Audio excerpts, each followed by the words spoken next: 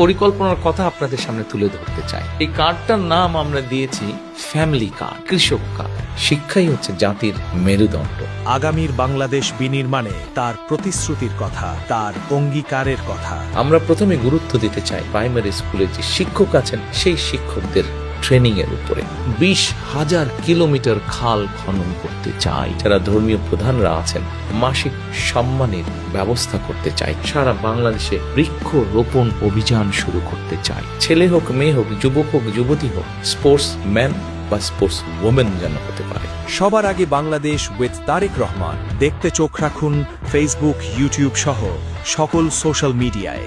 সবার আগে বাংলাদেশ। ভোট দিব কিসে ধানের শীষে।